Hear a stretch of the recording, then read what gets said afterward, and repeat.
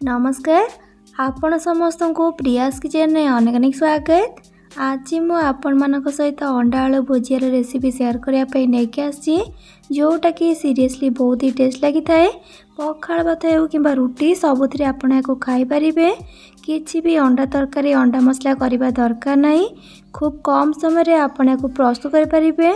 तेज आप रेसिपी को देखापी भिडटी को फुल आज करूँ। आशा करी कि रेसिपीटी आपण मानक भल लगे। भल लगे प्लीज भिडटी को लाइक करेंगे, सांग मान सहित शेयर करेंगे। चैनल नुआ थे प्लीज चैनल को सब्सक्राइब करने। तेज चलतु टाइम नक आज रेसिपी को स्टार्ट करवा।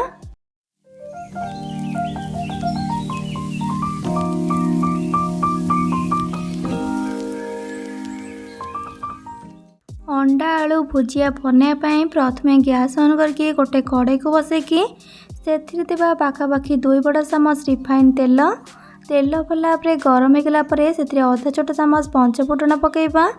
फुटण भला फुटीगला 3-4 कला रसुण को हल्का टिके छेचिकी पकईवा। ता सहित 2टी कंचा लंका को छोट छोट करके काटिकी पकईवा बा आपण निज हिसाब से कंचा लंका दे पारिबे। एबे को टिके एपट सेपट करके मिसई देकी गोटे मीडियम साइजर पियाज को फाइनली चॉप करके काटिकी पकईवा। अल्प टिके खाली पियाज को साइड रखा पर यूज करने। एबे गैस फ्लेम को मीडियम टू हाई रखिकी पियाज को आम भाजवा जेमती कि पियाज ये लाइट गोल्डन ब्राउन कलर भाजी जीव। अधिक पियाज को ये डार्क करके भाजवा दरकार नहीं। किछि समय भाजिला परे एठी आपण देखि पारछंती पियाज एठी हल्का गोल्डन ब्राउन कलर की भाजी गलानी। पियाज एपरी भाजी गला परे सेथरे पे आलू को ऐड करिबा। एठी देखंतु मु 5टी मीडियम साइज रा आलू को नेकी तार चोपा को छडेकी पतला पतला और लंबा लंबा करके काटिकी नेछि।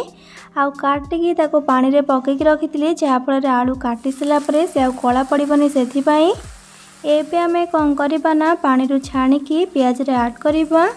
मु तो ये 5टी मीडियम साइज आलू को नहीं।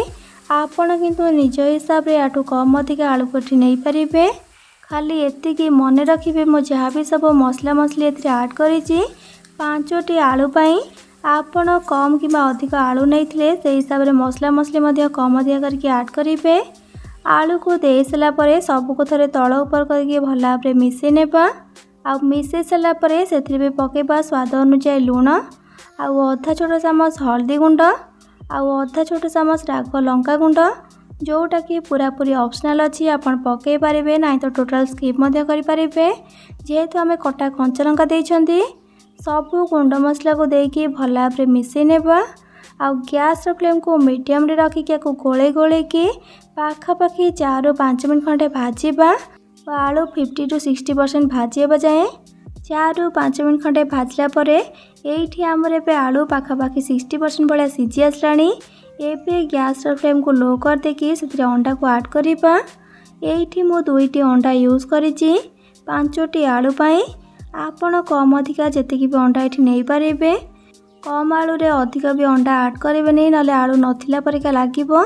आ केवल अंडा भुजिया भली ही प्रस्तुत होईछि सेहि भलिया ही लागिबो। अंडा को भांगिकी ऐड कर सारा परे से गोटे छोट साइज टमाटो को एकदम छोट छोट करके काटिकी पकेबा। आ जो पियाज को साइड रखी ताको ये ऐड करदेबा। आ 1/3 टीस्पून गरम मसला गुंड को पकेबा। एबे लो टू मीडियम फ्लेम रे को गोलेबा। कंटिन्यूअसली गोलेला परे से ऑटोमेटिकली अंडा भुजिया प्रस्तुत हो जिवो। अंडा को अधिक टाइम भी भाजवा दरकार पड़न थाए। एथिपाई आमे ए स्टेज रे अंडा को ऐड कले कारण आलू भाजीबा सह अंडा को देला परे तार मध्य गोटे बहुत बढ़िया टेस्ट आ फ्लेवर आसीबो। आउ अंडा मध्य आलू सब भल भाव भाजी जीवो। एबे लो टू मीडियम फ्लेम रे पाखापाखि 8-10 मिनट खंडे भाजीबा बा आलू भल भाव सीझीबा जाए कंटिन्यूअसली गोले गोले की भाजीबा। पाखापाखि 10 मिनट खंडे भाजला परे एठी आपण एबे देखि पारछंती आलू एठी हमर भल भाव सीझी गलानी। आ जमा भी आलू भांगिनी पूरा गोटा गोटा अच्छी अति ओवर कुक करदेले आलू पूरा भांगिकी अंडा सहित मिसीजिव सेटा टिके ध्यान रखिबे। एबे को अधिक न भाजिकी गैस फ्लेम को ऑफ करनेबा। एठी आमर एबे रेडी गला अति स्वादिष्ट अंडा आलू भुजिया।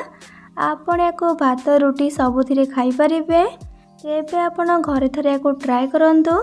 आ बनैकी खाइला परे किपर लागिला मते कमेंट सेक्शन में निहाती भाବରେ जणैबे। भल लगी प्लीज वीडियोटी को लाइक करेंगे, सांग मान सहित शेयर करेंगे। चैनल नुआ थे प्लीज चैनल को सब्सक्राइब करने आ पाखरे छोट bell icon all option click करेंगे जहाँद्वारा मो अपलोड कर मो समस्त वीडियो नोटिफिकेशन आपड़ सर्वप्रथमे पाइपर। तेज आज रोचे पुणी आसवि नुआ एक रेसिपी नहीं कि से पर्यंत रही। लव यू ऑल, जय जगन्नाथ।